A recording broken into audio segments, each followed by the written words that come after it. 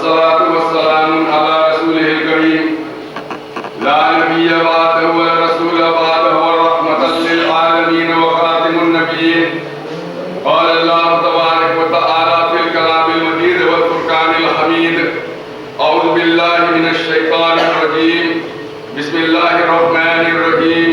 قل إن صلاتي ونسكي ومحياي ومماتي لله رب العالمين. صدق الله العظيم. وقال الله تبارك وتعالى في شان حبيب صلى الله عليه وسلم: إن الله وملائكته يصلون على النبي يا أيها الذين آمنوا صلوا عليه وسلموا تسليما.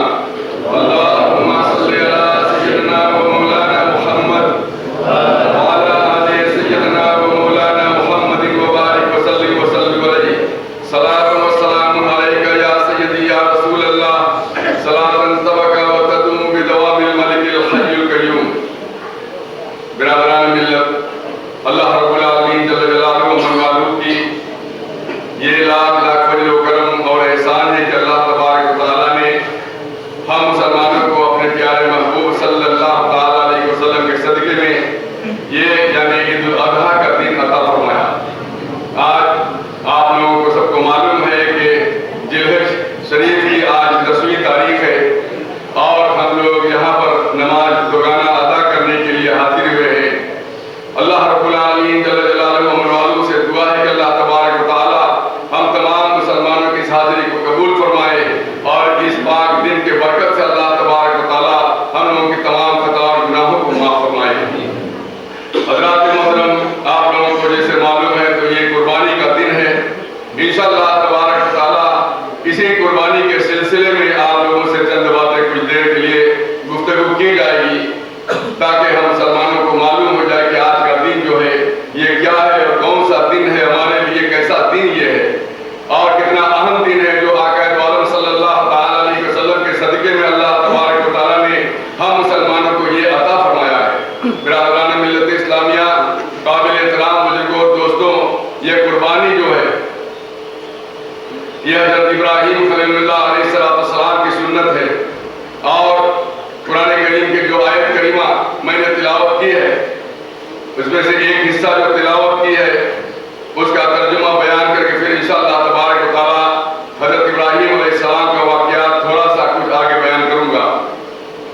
اللہ تبارک و تعالیٰ رب العالمین جل جلالہ و منوالو فرماتا ہے کہ اور فرما دو کہ بے شک میری نمازیں اور قربانی اور زندگی اور موت اللہ تبارک و تعالیٰ کے لیے ہے جو سارے جہان کا پروردگار ہے.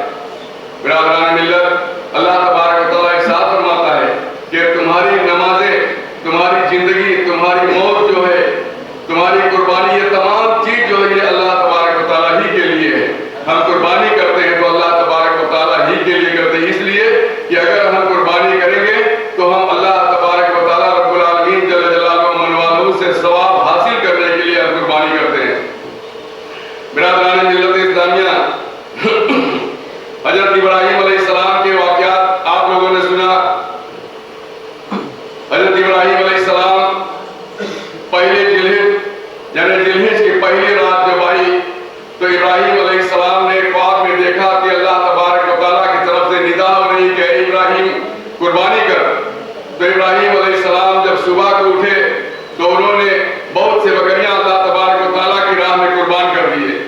اسی طرح سے ابراہیم علیہ السلام نے دوسری رات کو بھی اسی طرح سے خواب میں دیکھا. پھر اس کے بعد آپ نے پھر بہت سے جانور کو اللہ تبارک و تعالیٰ کے راہ میں قربان کر دیے. تیسری رات پھر اسی طرح سے خواب میں دیکھا اور پھر صبح جب بیدار ہوئے تو بہت سے اونٹ اللہ تبارک و تعالیٰ کے راہ میں قربان کر دیے. اسی طرح سے ہر رات آپ خواب میں دیکھتے ہی رہے. اللہ تبارک و تعالیٰ قربانی کے لیے یعنی ارشاد فرماتا رہا. 8ویں رات تک یہ سلسلہ جاری رہا اور جب 8ویں رات میں جب قربانی کا حکم ہوتا ہے تو صبح کو آپ پھر جانور اللہ تبارک و تعالیٰ کی راہ میں قربان کرتے چلے جاتے ہیں. 8ویں رات میں بھی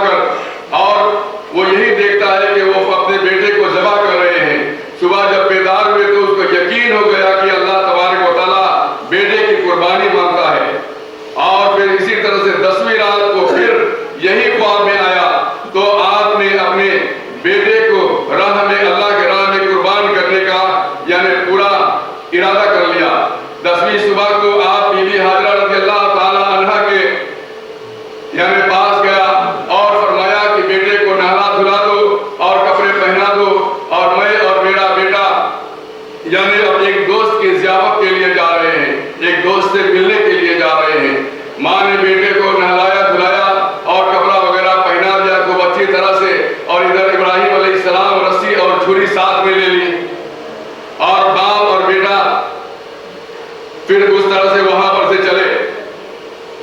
جب وہاں سے چلے تو دوسری جانب اب شیطان کو اس کی بڑا مصیبت آ گئی، اس لیے کہ شیطان یہ نہیں چاہتا تھا کہ ابراہیم علیہ السلام اللہ تبارک و تعالیٰ کے بارگاہ میں اتنا مقبولیت کا درجہ حاصل کر سکے. تو شیطان حضرت بی بی ہاجرہ رضی اللہ تعالیٰ عنہا کے پاس آیا اور اس سے فرمایا کہ تمہیں معلوم ہے کہ تمہارا خاوند اپنے بیٹے کو لے کر کہاں گئے ہیں؟ فرمایا کہ ہاں، وہ ایک دوست کی ضیافت کے لیے گئے ہیں. شیطان نے کہا کہ نہیں، وہ اپنے بیٹے کو اللہ کے حکم سے ذبح کرنے کے لیے لے گئے ہیں. حضرت ہاجرہ رضی اللہ تعالیٰ عنہا نے فرمائی کہ اگر اللہ تبارک و تعالیٰ میرے بیٹے کی قربانی کو قبول فرما لے تو ایک بیٹا کیا، اسی طرح سے اگر 1000 اسماعیل بھی ہو تو اللہ تبارک و تعالیٰ کی راہ میں ایک ایک کو قربان کرتا چلا جاؤں. اتنا ایمان تھا، اتنا مضبوط پختہ ایمان تھا. تو انہوں نے شیطان نے جب دیکھا کہ اب داؤ نہیں چلے گا تو پھر اس نے یہ کیا کہ اسماعیل علیہ السلام کو بہکانا شروع کیا کہ تمہارا باپ تم کو جانتا ہے کہ کہاں لے کر جا رہا ہے؟ فرمایا کہ یہاں ہم لوگ ایک دعوت پر جا رہے ہیں. کہا کہ نہیں، تمہارا باپ تم کو لے کر اور تمہیں ذبح کرنے کے لیے لے جا رہے ہیں. تو حضرت اسماعیل علیہ السلام وہ اللہ کا نبی تھا، انہوں نے فرمایا کہ اگر اللہ کی راہ میں میرا باپ مجھ کو ذبح کرنے کے لیے لے جا رہا ہے تو میں بہت اپنے دل سے اس بات کو تسلیم کرتا ہوں اور میں بالکل تیار ہوں. پھر اس کے بعد انہوں نے دیکھا کہ اب یہاں پر داؤ نہیں چلے گا. پھر جب دیکھا کہ داؤ نہیں چلے گا تو ابراہیم علیہ السلام کے پاس آیا اور فرمایا کہ کیا مشکل ہے یار کہ تم نے ایک باپ کو سچا سمجھ کر اور اپنے بیٹے کو اپنے ہاتھ سے قربان کرنے کے لیے لے جا رہے ہو. ابراہیم علیہ السلام سمجھ گئے کہ یہ شیطان ہے اور انہوں نے کہا کہ اے ملعون، میرے سامنے تمہارا داؤ نہیں چلے گا. یہ میرا نبیوں کا خواب جو ہے وہ وحی الہی ہوتا ہے. نبی کا خواب بالکل سچا خواب ہوتا ہے، وہ اللہ تبارک و تعالیٰ کی طرف سے وحی اور حکم اس کو ملتا ہے. اور پھر یہ کہا اور پتھر اٹھا کر اس کو مارنے لگا، یعنی شیطان کو مارنے لگا. گرج باپ اور بیٹے دونوں ایک پہاڑی پر پہنچے، ایک پہاڑی کے گھاٹی پر پہنچے. تو ابراہیم علیہ السلام نے اپنے بیٹے حضرت اسماعیل علیہ السلام سے فرمایا کہ اے میرے بیٹے، میں نے رات کو خواب میں دیکھا کہ میں تجھے ذبح کر رہا ہوں، بتا تیری کیا رائے ہے؟ اب بیٹے کی رائے پوچھ رہا ہے. سعادت مند بیٹا، انہوں نے فرمایا کہ اے میرے باپ، اللہ تبارک و تعالیٰ نے جو حکم آپ کو دیا ہے اس کو آپ پورا کیجئے، انشاءاللہ تبارک و تعالیٰ آپ مجھے صبر کرنے والوں میں پائیں گے. پھر اس کے بعد میں ابراہیم علیہ السلام نے چھری اور رسی نکالی اور رسی سے اس کے ہاتھ اور پاؤں باندھ دے دیجیے کہ اسماعیل علیہ السلام نے فرمایا کہ پہلے میرے ہاتھ اور پاؤں کو باندھ دیجیے تاکہ وقت ذبح یعنی کچھ جنبش نہ ہو، ہلنا یا آپ کے لیے کوئی مشکل نہ آئے. اور پھر بعض روایت میں آیا ہے کہ میرے چہرے پر کپڑا ڈال دیجیے، بعض روایت میں آیا ہے کہ اپنے آنکھوں پر پٹی باندھ دیجیے تاکہ ذبح کے وقت میرا چہرہ دیکھ کر اور آپ کو رحم نہ آ جائے. پھر اس کے بعد فرمایا تیسری بات کہ میری ماں کو اس کا خبر نہ دے، اور بعض روایت میں آیا ہے کہ میری ماں کو جا کر تسلی دینا. بہرحال یہ تینوں باتیں انہیں کے ذریعے سے ہوا. پھر ابراہیم علیہ السلام نے اپنے بیٹے کے ہاتھ اور پاؤں کو باندھا اور باندھ کر اس کو یعنی زمین کے بل زمین پر لٹا دیا، جیسے کوئی ذبح کرتا ہے اسی طرح سے اس کو لٹایا اور بسم اللہ اللہ اکبر پڑھ کر اور چھری گلے پر رکھ دی. جب چھری گلے پر رکھ دی تو چھری تو کاٹتا نہیں، اس لیے کہ اللہ تبارک و تعالیٰ کا حکم تھا کہ ابراہیم علیہ السلام اسماعیل علیہ السلام کے ایک بال بھی باقی نہ ہونے پائے. اور پھر اس کے بعد چھری نے نہیں کاٹا، عالم بالا میں لرزہ پڑ گیا. تمام فرشتے آسمانوں پر دیکھ رہے تھے کہ آدم علیہ السلام کے اولاد یہ کون سی قربانی دے رہا ہے دنیا کے اندر میں.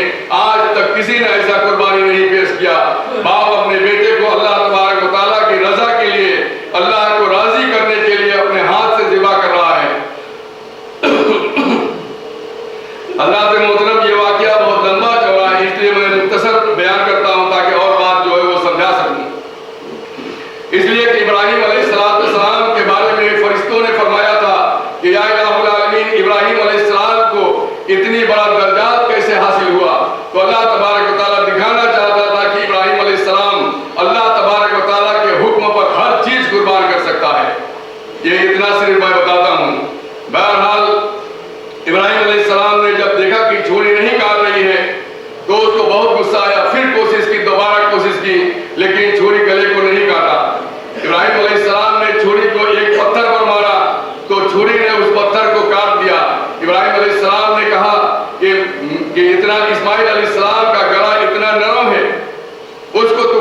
رہے اور یہ سخت چیز پتھر جو اس کو کاٹ دیا، یہ کیا ماجرا ہے؟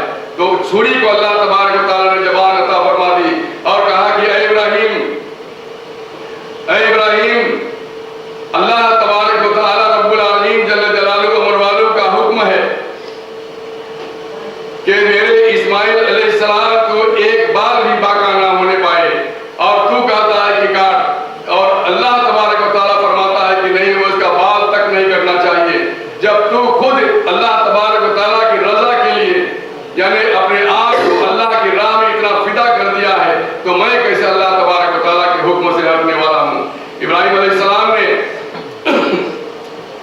چھری کو پھر سے تیز کر کے اور پھر کوشش کی۔ اتنے میں اللہ تبارک و تعالیٰ کے حکم سے جبرائیل علیہ السلام جنت سے ایک دمبا لے کر آیا اور وہ دمبا ذبح ہو گیا، اور اللہ تبارک و تعالیٰ کی طرف سے بشارت ہوئی کہ ابراہیم مبارک ہو، اس لیے کہ تم نے اللہ تبارک و تعالیٰ رب العالمین جل جلالہ والو کے حکم کو پورا کر دیا، اور اللہ یعنی تمام دنیا والوں کے لیے یہ نصیحت یعنی دے دی، تمام دنیا والوں کے لیے یہ سبق عطا فرما دیا۔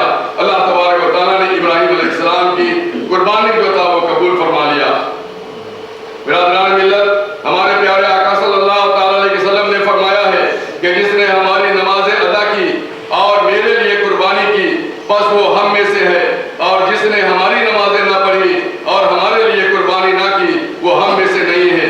نیز ارشاد فرمایا کہ میری امت کے نیک لوگ قربانی کریں گے اور بد لوگ جو ہے وہ اس سے گریز کریں گے، اس سے دور بھاگیں گے، اپنے دولت کو دیکھیں گے۔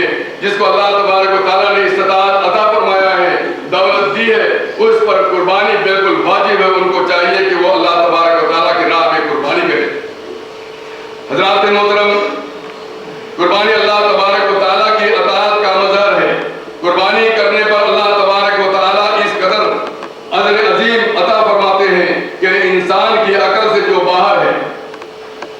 حضرت عبداللہ بن عباس رضی اللہ تعالیٰ عنہ ارشاد فرماتے ہیں کہ نبی کریم صلی اللہ تعالیٰ علیہ وسلم نے فرمایا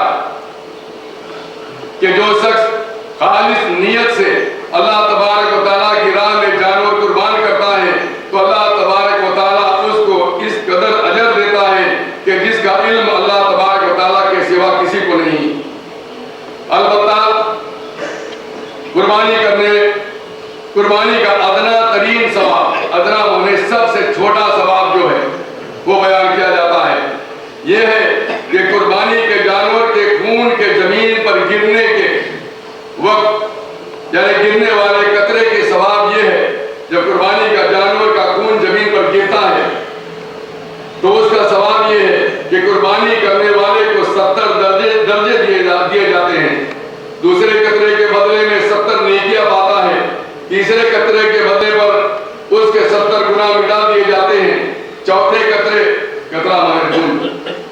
قطرے کے بدلے میں یہ ثواب ہے کہ وہ جو اللہ تبارک وہ اللہ اکبر جو کہتے وقت قربانی کرنے والے کے منہ سے نکلتی ہے، وہ اللہ تبارک و تعالیٰ کے نزدیک مسک کی خوشبو سے زیادہ خوشبودار ہوتی ہے۔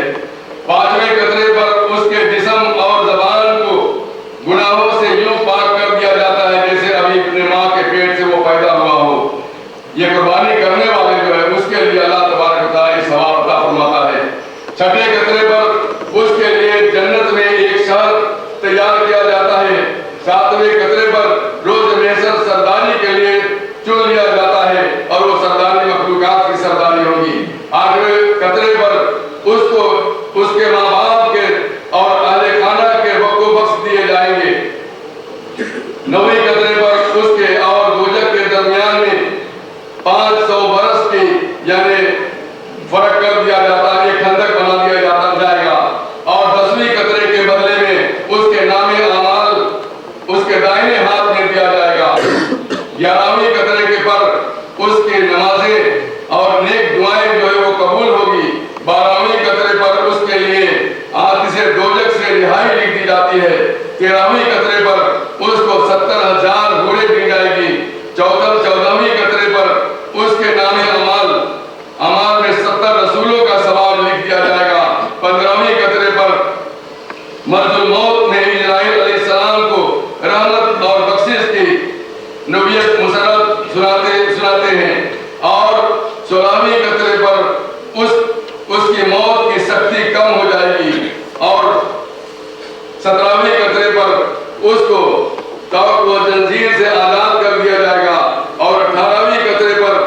70 غلام آزاد کرنے کا ثواب ملے گا۔ 19ویں قطرے پر اس کو روز محشر ایک براق دیا جائے گا جس پر سوار ہو کر وہ پلسرات سے بجلی کی طرح گزر جائے گا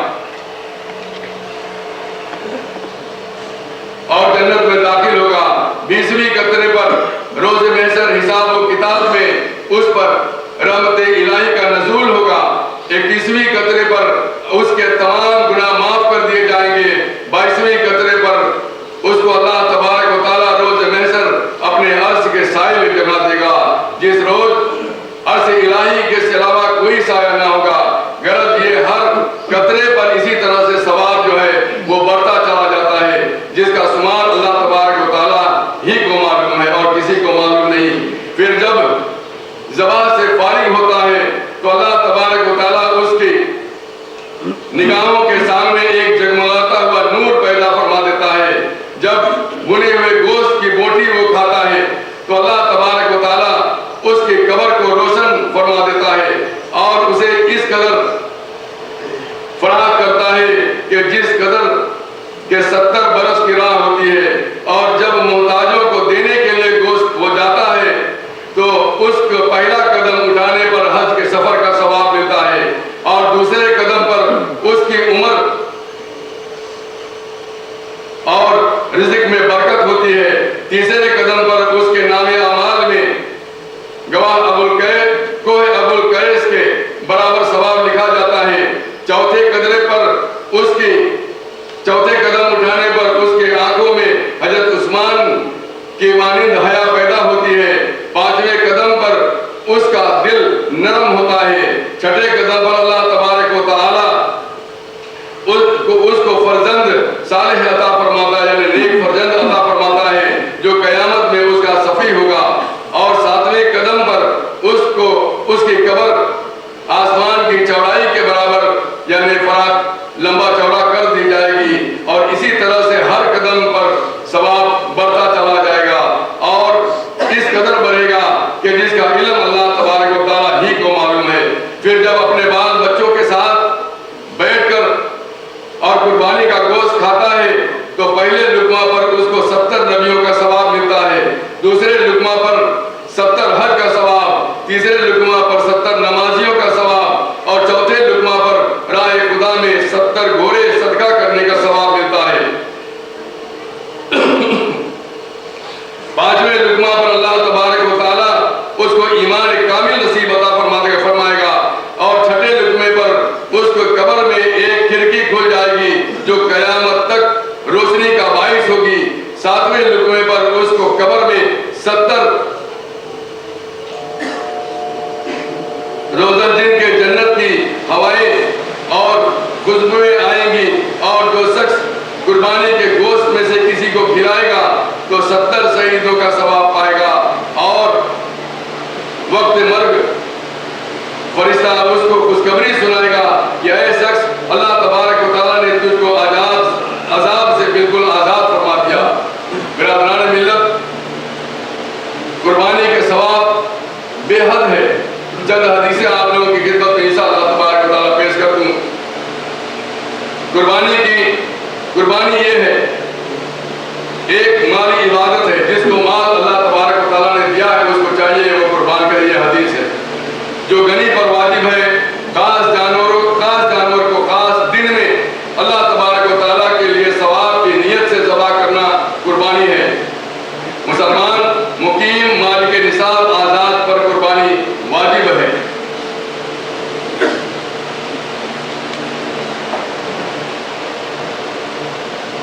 دسویں دن کی صبح صادق سے 12ویں کے غروب آفتاب تک ہے، یعنی 3 دن اور 2 راتیں، لیکن 10ویں سب میں افضل ہے، پھر 11ویں، پھر 12ویں۔ مسئلہ قربانی کے وقت میں قربانی ہی کرنی لازم ہے، اتنی قیمت یا اتنی قیمت کا جانور صدقہ کرنے سے واجب ادا نہ ہوگا، قربانی ہی کرنی ہے۔ قربانی کے دن گزر جانے کے بعد قربانی فوت ہو گئی، اب نہیں ہو سکتی، لہذا اگر کوئی جانور قربانی کے لیے خرید کر رکھا ہے تو اس کو صدقہ کر دے، ورنہ ایک بکری کی قیمت صدقہ کرے۔ جب قربانی کی شرطیں پائی جائیں جن کا بیان کیا گیا ہے تو ایک بکری یا بھیڑ اونٹ یا گائے بھینس کا 7واں حصہ واجب ہے اور اس سے کم نہیں ہو سکتا. یہاں تک کہ اگر کسی شریک کا ایک یعنی حصہ 7ویں سے کم ہے تو کسی کی قربانی صحیح نہ ہوگی. ہاں 7 سے کم لوگ شریک ہو سکتے ہیں, حصہ بھی کم و بیش ہو, لیکن کسی کا حصہ 7ویں سے کم نہ ہو تو جائز ہے. یہ مسئلہ ذرا الجھا ہوا ہے, اس کو میں سمجھا دوں کہ یہ کیا ہے. اس میں 1 سے لے کر 7 آدمی تک ایک چوا میں ایک گائے یا بھینس یا وغیرہ میں شریک ہو سکتا ہے. تو فرمایا گیا ہے کہ حصہ جو ہے وہ بالکل برابر رہے, حصہ گوشت کا جو ہے وہ بالکل برابر رہے. 7 سے کم لوگ بھی قربانی کر سکتے ہیں ایک چوا میں, 1 2 3 4 5 6 7, اور جتنا لوگ رہیں گے اتنا برابر کا حصہ لگے گا. نہ کسی کا حصہ کم ہوگا نہ کسی کا حصہ زیادہ ہوگا. اگر کسی کو کم یا بیش ملا تو کسی کی قربانی جو اس میں ہے 7 ہو یا 5 یا 6 یا 3 یا 4, کسی کی قربانی یعنی صحیح نہ ہوگی. بہرحال قربانی کے سب شریکوں کی نیت تقرب یعنی ثواب پانا ہونا چاہیے, خالی گوشت حاصل کرنا نہ ہو. لہذا عقیقہ کرنے والا بھی شریک ہو سکتا ہے. اگر کوئی قربانی کے جانور میں عقیقہ کرنا چاہے تو وہ بھی کر سکتا ہے. لیکن اس میں یاد رہے کہ اگر قربانی جتنے لوگ شریک ہو کر کرتے ہیں یعنی 1 میں 2 یا 3 یا 4 یا 5, ان کا دل ایک ہونا چاہیے. اگر کسی ایک نے 3 یا 4 نے سوچا کہ چلو ہم لوگ قربانی کرتے ہیں, یہ اللہ تبارک و تعالیٰ کے واسطے کرتے ہیں, یہ ثواب حاصل کرنے کے لیے کرتے ہیں, اور اس میں سے ایک اگر یہ سوچا کہ بھائی ہم تو گوشت کے لیے کرتے ہیں, ہم کو گوشت ملے گا, تو بس کسی کی قربانی جو ہے وہ درست نہ ہوگا. اس لیے ابھی بھی وقت ہے, اسی لیے بیان کیا جاتا ہے. یہ حدیث ہے نبی صلی اللہ علیہ وسلم ہے, ہم مسلمان قربانی کریں, ایک دل ہو کر قربانی کریں. برادران ملت,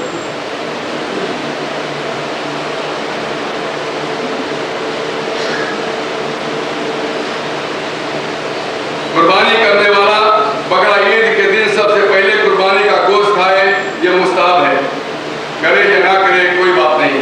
قربانی کا گوشت کافر کو نہ دے کہ یہاں کے کافر جو ہے وہ حربی ہے, یہ مسئلہ ہے. قربانی کا جانور اونٹ, گائے, بھینس, بکری, بھیڑ وغیرہ,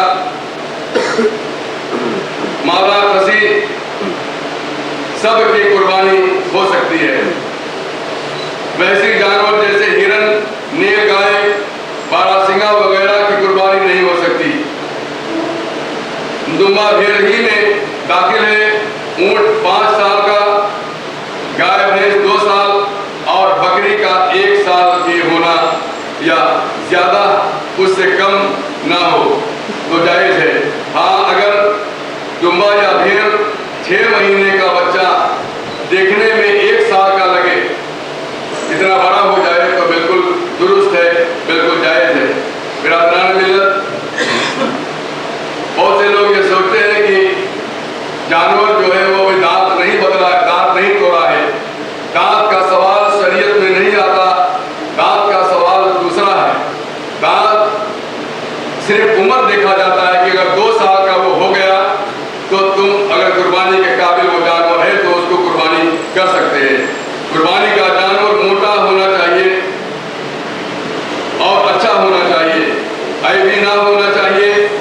تھوڑا سا عیب ہو تو قربانی ہو جائے گی مگر مکروہ ہوگی, اور اگر زیادہ ہے تو قربانی ہوگی ہی نہیں. منڈا جو ہے جسے ہم لوگ گھنڈا کرتے ہیں, جس کی پیدائشی سینگ نہ ہو قربانی جائز ہے. البتہ اگر سینگ تھے اور ٹوٹ گئے اور یہاں گدا تک ٹوٹا ہے تو جائز نہیں, اور اگر اس سے کم ٹوٹا ہے تو جائز ہے. اندھا وغیرہ, لنگڑا کانا جو ہے, دم کٹا جس کا پونچھ کٹا ہوا ہو, بے دانت کا ہو یا تھن سوکھا ہو تو اس کی قربانی جو ہے وہ جائز نہیں ہے. اتنا تک میں نے یہاں آپ لوگوں سے بیان فرمایا. برادران ملت, ہم لوگ اگر قربانی کریں جیسے میں نے بھی بتایا تو ہم لوگ اللہ تبارک و تعالیٰ رب العالمین جل جلالہ و من والہ کو راضی کرنے کے لیے, ثواب حاصل کرنے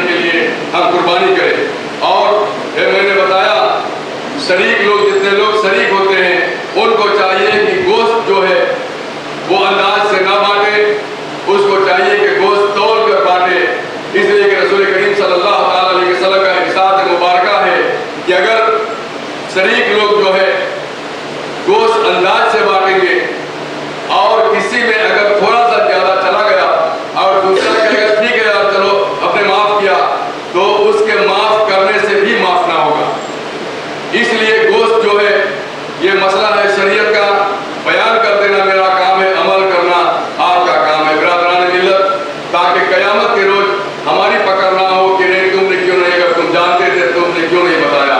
اس لیے ہم لوگوں کو چاہیے کہ ہم لوگ اگر قربانی کریں تو اسی طرح سے قربانی کریں۔